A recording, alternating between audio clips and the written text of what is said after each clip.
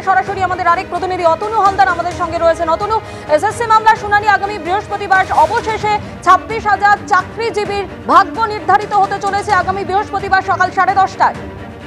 দেখো, একেবারেই তাই। আগামী বৃহস্পতিবার এই 26,000 চাকরিজীবী যারা গ্রুপ সি, গ্রুপ ডি এবং ক্লাস 9-10 এবং ক্লাস 11-12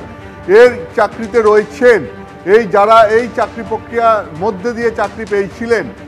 তাদের ভাগ্য নির্ধারিত হতে চলেছে। তুমি জানো যে এর আগে কলকাতা হাইকোর্টের বিশেষ বেঞ্চ এই 26,000 চাকরিজীবীর এদের প্রত্যেকের চাকরি বাতিল করে দিয়েছিল এবং একই সঙ্গে বলেছিল যে যাদেরকে নিশ্চিতভাবে চিহ্নিত করা গেছে যে যারা জালিয়াতি করে চাকরি পেয়েছেন তাদেরকে মাইনের টাকা ফেরত দিতে হবে। এখন এর পরে যেটা হয় সেটা হচ্ছে রাজ্য সরকার, এসএসসি এবং যারা চাকরি প্রার্থী রয়েছেন তাদের তরফ থেকে তারা গিয়ে সুপ্রিম কোর্টে আবেদন করেন। ডিওয়াই চন্দ্রচূড় প্রধান বিচারপতি ছিলেন তখন, তার বেঞ্চে এই মামলার শুনানি চলছিল এবং সেই শুনানিতে মূলত যেটা ঠিক হয় যে এসএসসিকে নির্ধারণ করে দিতে হবে যে এই যে 26,000 চাকরিজীবী, এদের মধ্যে এই পুরো 26,000 চাকরিজীবী কি জালিয়াতি করে চাকরি পেয়েছেন নাকি এদের মধ্যে থেকে বৈধ অবৈধ চাকরিজীবীদের আলাদা করা সম্ভব। তার কারণ একটা বড় অংশের দাবি ছিল যে যাদের এই যে পুরো প্যানেল বাতিল হয়ে গেল, তার ফলে গ্রুপ সি, গ্রুপ ডি, 9-10, 11-12 যে 26,000 চাকরিজীবীর সবার চাকরি চলে গেল, এই সবার চাকরি চলে যাওয়াটা নিয়েই সওয়াল হয়েছিল যে সবার চাকরি কেন যাবে, যারা বৈধভাবে চাকরি পেয়েছেন তাদের চাকরি কেন যাবে, এবং এই নিয়েই সুপ্রিম কোর্টে সওয়াল চলেছিল। সেক্ষেত্রে যেটা সুপ্রিম কোর্টের তখন মানে ডিওয়াই চন্দ্রচূড় যখন প্রধান বিচারপতি ছিলেন তখন সওয়াল জবাবে তিনি যেটা নির্দেশ দিয়েছিলেন এসএসসিকে, যে এসএসসিকে ঠিক করে দিতে হবে, দায়িত্ব নিয়ে ঠিক করে দিতে হবে যে কারা কারা বৈধ চাকরি প্রার্থী। এসএসসি কারা কারা অবৈধ চাকরি প্রার্থী তার লিস্ট দিলেও এখনো পর্যন্ত বৈধ চাকরি প্রার্থীদের লিস্ট দেয়নি সুপ্রিম কোর্টকে, এবং সেই ক্ষেত্রে সুপ্রিম কোর্টের নির্দেশ ছিল বৈধ চাকরি প্রার্থী কারা, যাদের ব্যাপারে নিশ্চিত এসএসসি যে এরা বৈধ চাকরি প্রার্থী, তাদের লিস্ট সুপ্রিম কোর্টে এসএসসিকেই জমা দিতে হবে। ফলে এখন এসএসসি কি করে এটা দেখার, যে এরপর যেটা ঠিক হবে সুপ্রিম কোর্টে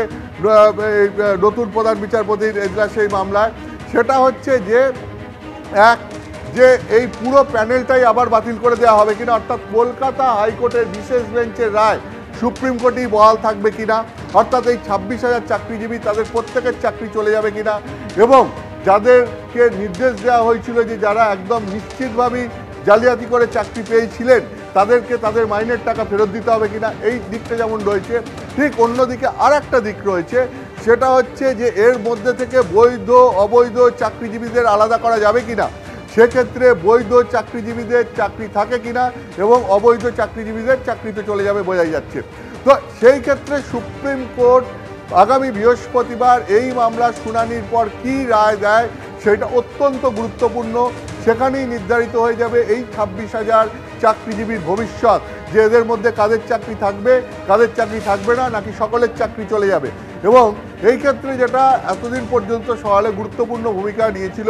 যে এভিডেন্স অ্যাক্টের 65B ধারা, তার কারণ কি, তার কারণ হচ্ছে গিয়ে এই চাকরিজীবীদের কারোর ওএমআর সিট পাওয়া যাচ্ছিল না।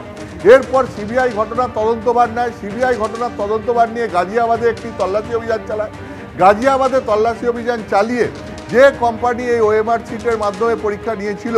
সেই কোম্পানির একজন আধিকারিকের বাড়ি থেকে সেখান থেকে 3টে হার্ড ডিস্ক উদ্ধার করে সিবিআই, এবং সেই হার্ড ডিস্ক থেকে ওএমআর সিটগুলো উদ্ধার হয়, এবং সেই ওএমআর সিটের ওপর ভিত্তি করেই ঠিক করা হচ্ছিল যে কারা বৈধ চাকরিজীবী কারা অবৈধ চাকরিজীবী। এখন সেই ওএমআর সিটটা 65B এভিডেন্স অ্যাক্টের মাধ্যমে সেইটা গ্রহণযোগ্য কিনা সেইটা জমা দেওয়া নাকি সেটা গ্রহণযোগ্য নয় তা নিয়ে সওয়াল জবাব চলছিল। আজকে সুপ্রিম কোর্টের প্রধান বিচারপতি যেটা পরিষ্কারভাবে জানিয়ে দিয়েছেন যে এই 65B এভিডেন্স অ্যাক্ট এই জটিলতার মধ্যে আর ঢোকার কোনো প্রয়োজন নেই, এসএসসিকেই মূলত দায়িত্ব নিতে হবে, এবং এসএসসি তারাই জানাবে যে এদের মধ্যে কারা বৈধ চাকরি প্রার্থী কারা অবৈধ চাকরি প্রার্থী, এবং এসএসসি এখন কিসের ভিত্তিতে কিভাবে জানায় এবং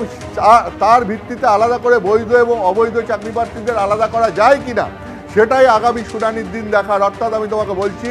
26,000 চাকরিজীবীর চাকরি থাকবে কি থাকবে না, বা কাদের চাকরি থাকবে কাদের চাকরি থাকবে না, কাদের মাইনের টাকা ফেরত দিতে হবে কাদের মাইনের টাকা ফেরত দিতে হবে না, এই সমস্ত কিছুই আগামী বৃহস্পতিবার সকাল 10:30টায় সুপ্রিম কোর্টের শুনানিতে পরিষ্কার হয়ে যাবে। ধন্যবাদ অতুল।